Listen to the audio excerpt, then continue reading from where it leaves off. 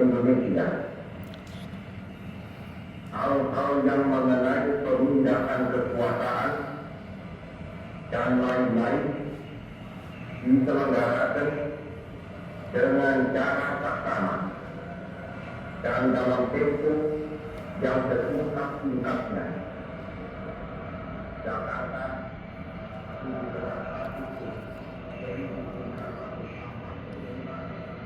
apakah kalian mengetahui hal ini? Rekaman teks proklamasi yang selama ini kita dengarkan bukanlah rekaman asli pada saat momen bersejarah kemerdekaan bangsa Indonesia.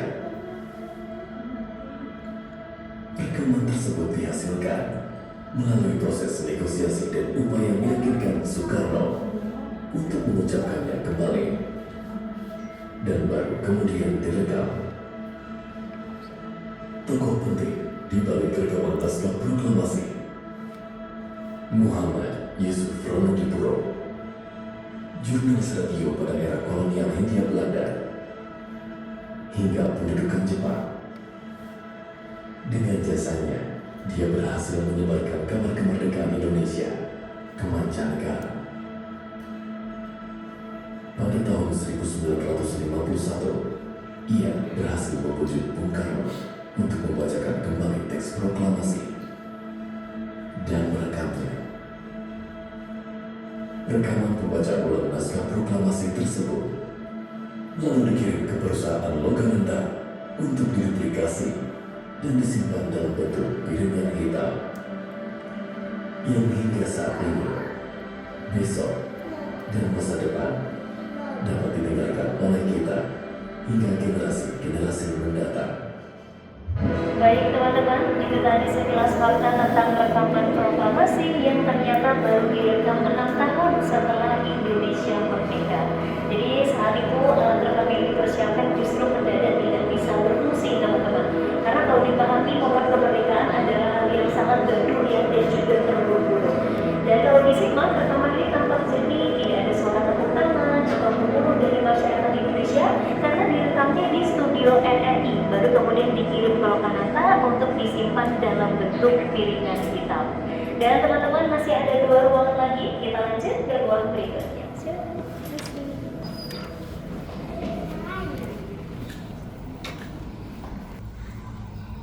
Sini silakan masuk.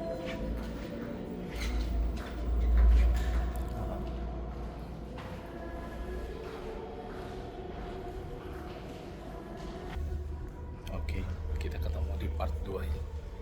Setelah tadi part 1, sekarang part 2, dan kita tadi baru kaget bahwa proklamasi itu diulang teksnya di tahun 51. Kita lihat lagi ya. Ya, selamat datang ya di ruang pameran temporer. Teman-teman boleh sambil bergeser sebelah sini juga. Jadi kalau ruangan ini berbeda, tidak seperti ruangan sebelumnya. Ruangan ini temanya akan berganti-ganti teman-teman, setiap 6 bulan sampai setahun sekali.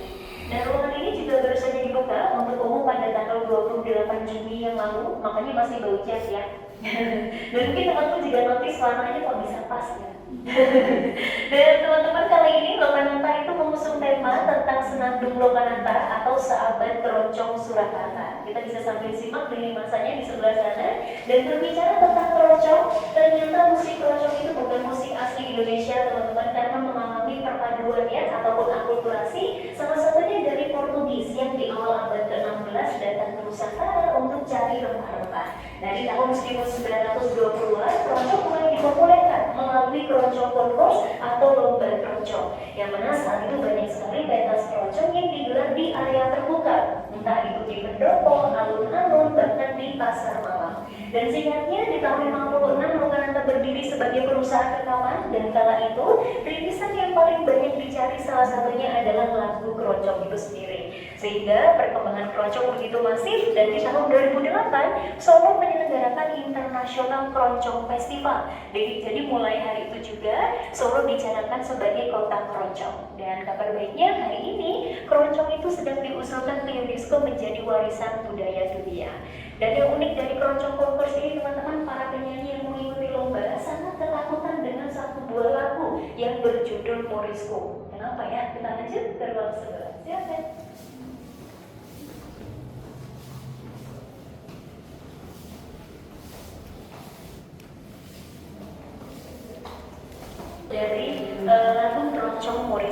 Kemudian kalau kita lihat, tidak diketahui siapa penciptanya, unik ya, tapi jelas dipopulerkan oleh Portugis. Bahkan captionnya juga tertulis keroncong Morisco yang ditakuti. Nah setelah ditelusuri ternyata bukan karena apa-apa. Jadi lagu ini ditakuti justru karena tidak ada acuan bakunya. Jadi para penyanyi keroncong itu kebingungan teman-teman untuk menaklukkan melodi, cengkok dan lain sebagainya. Persoalannya mencari referensi zaman dulu dengan zaman sekarang itu berbeda. Artinya para penyanyi keroncong itu harus nyapre ya bahasa Jawa atau mengabdi kepada para penyanyi keroncong senior. Seperti yang dilakukan oleh Edi Lendau, beliau ini adalah pemenang keroncong konvers, orang Indonesia sebenarnya orang Solo bahkan, tapi diasuh oleh keluarga Belanda. Makanya punya privilege ya untuk belajar musik keroncong dari ayah angkatnya. Nah berbeda di situasi penjajahan Jepang sebelah sana, kita bisa sambil berbalik ya, permisi. Nah teman-teman, ketika Jepang menjajah Indonesia, lagu keroncong itu dilarang dimainkan. Sampai akhirnya Jepang justru memanfaatkan momen untuk menjadikan lagu keroncong sebagai alat propaganda politik. Akhirnya boleh dimainkan, tapi ada syaratnya. Yang pertama, saat itu lagu keroncong harus menunjukkan kehidupan sehari-hari. Jadi yang ringan-ringan aja boleh. Tapi kalau lagunya itu menghentak semangat atau memicu perasaan emosional masyarakat Indonesia, dilarang dimainkan. Dan yang kedua, lagu keroncong saat itu harus mengandung unsur nasionalisme dan pembangunan arti terhadap Jepang. Dan salah satu contoh lagunya berjudul Jembatan Merah. Jadi lagu ini bercerita ya tentang betapa caranya Jembatan Merah yang mana dibangun oleh Jepang. Begitu. Nanti yang sebelah, mari kita bisa lanjut alat musik, melihat alat musik.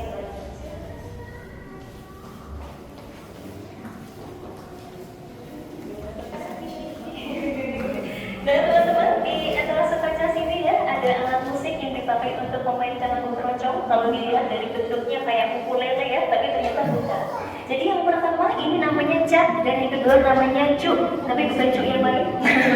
Jadi teman-teman, cak dan juga cuk ini ternyata inovasi dari satu buah alat musik asing yang berasal dari Afrika. Namanya adalah banjo. Jadi dulu banjo ini ekspensif banget, hanya kalangan tertentu yang punya dan spare partnya langka. Alhasil nenek moyang kita yang sangat kreatif itu bikin dong teman-teman dua alat musik cak dan juga cuk yang kurang lebih suaranya serupa seperti banjo. Dan nanti di sebelah sana teman-teman juga bisa dengarkan MV Player, ada lagu keroncong yang identik dengan kota Solo. Caranya klik bagian tengah 2-3 kali ya. Tapi di ruang sebelah ada suara yang mendayu-dayu teman-teman, kita lanjut ke ruang kelima.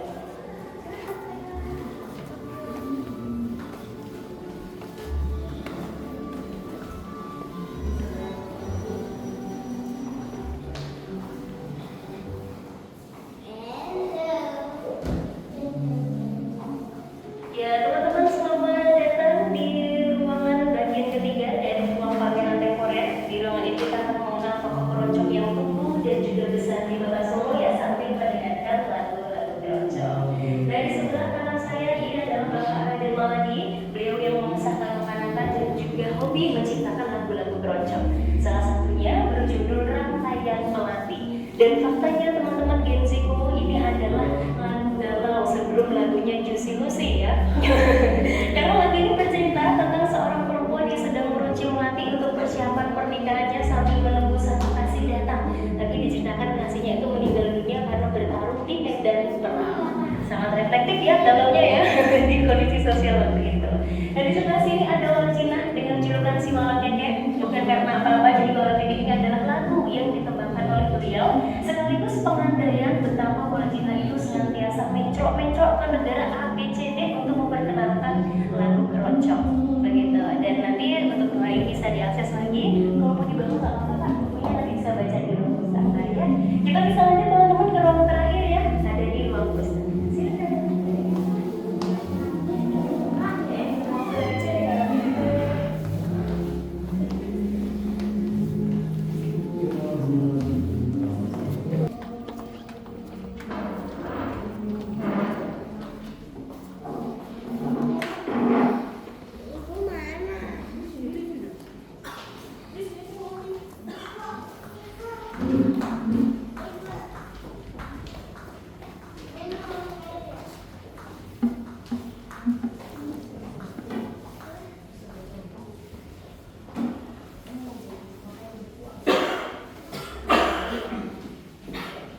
Baik teman-teman, akhirnya tidak terasa selama kurang lebih 50 menit ya saya menemani teman-teman semua. Kita sudah sampai di ruang yang terakhir, yaitu ruang pustaka. Jadi kalau di ruang ini bukunya bukan display pameran, jadi silakan bisa dibaca di sana jika ada penelitian tentang Loka Nanta.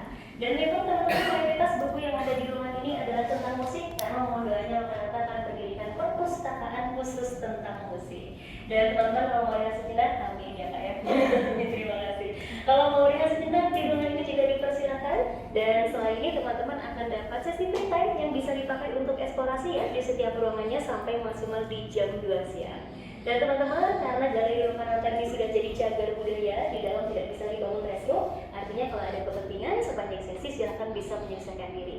Dan berhubung di belakang juga masih ada sesi tour yang sedang berjalan, mungkin nanti teman-teman ketika eksplorasi bisa menghindari sesi tournya terlebih dahulu ya.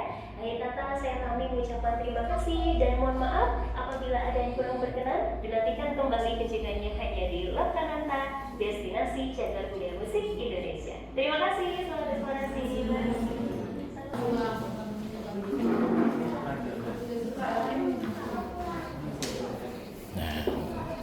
Eksplorasi apa? Heavy metal. Oh my god, mantap ya. Ini Tan Malaka nih.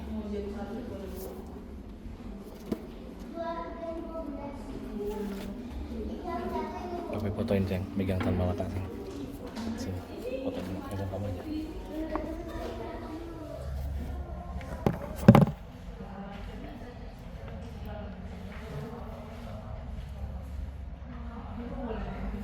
Ada loh lagi.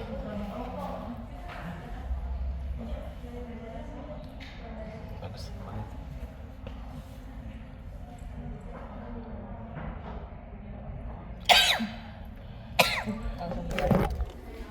Videoin lagi Pak pegang ini. Iya sayang. Kita lihat yang Oasis tadi, jangan dulu ngambil tas. Ini masih 12 menit. Ya, baru 12 menit soalnya. Karena biar 1 jam 20 30. Yang di luar maksudnya? Kan udah tadi. Kan belum masuk dalam video. Hah? Udah tahu semua. Tapi kalau tanpa guide kita bingung ya? Benar, makanya menurut kita guide. Bahkan banyak informasi yang nggak ada dalam catatan ini. Tadi yang dapat banget mah, yang proklamasi, ngeri loh. Ini ya.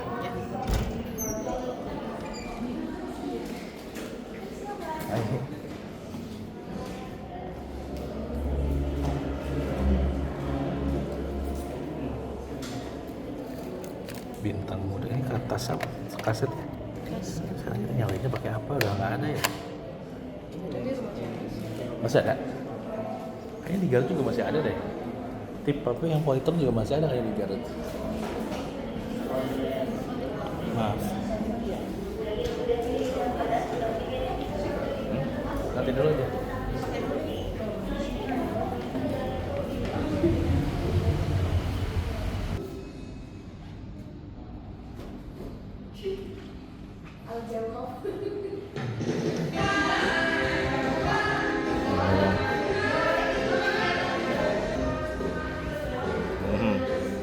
Ada Guns N' Roses,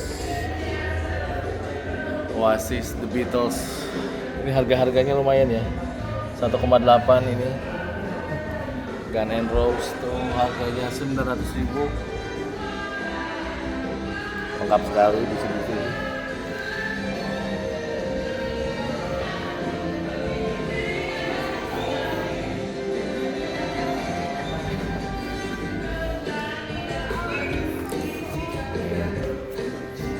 Orang lama.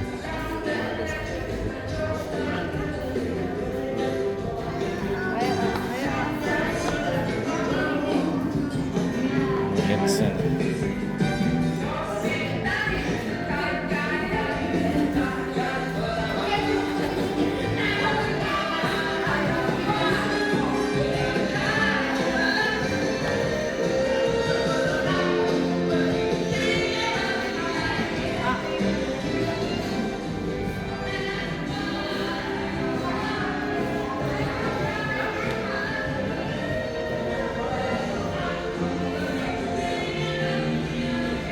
Ambil ke sini, nggak nyampe papi juga. Ambil itu, pegang. Nah,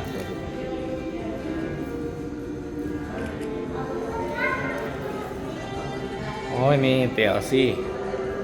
Oh ini Titin Lilis Cece.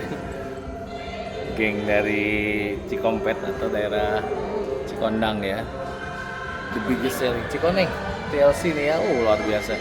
Kahitna CD.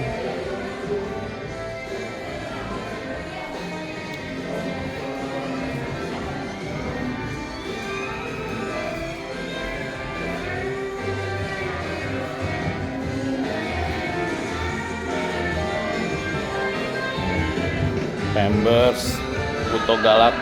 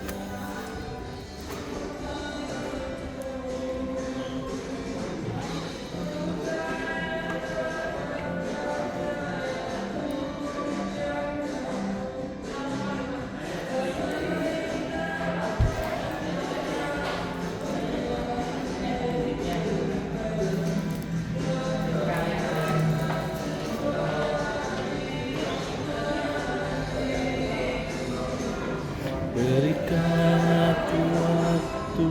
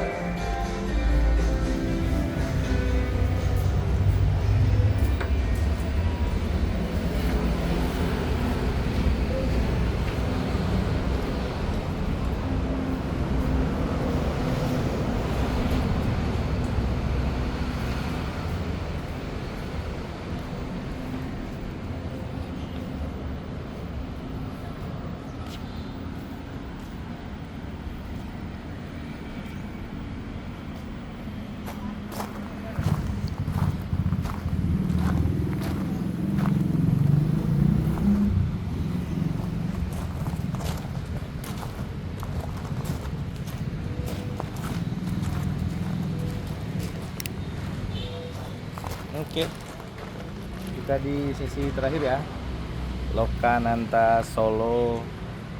Kita cek area-area bersejarah, museum-museum bersejarah, dan masih banyak yang perlu kita eksplor lagi. Ya, terima kasih. Terima kasih. Assalamualaikum warahmatullahi wabarakatuh. Sampai ketemu di video berikutnya. Dah.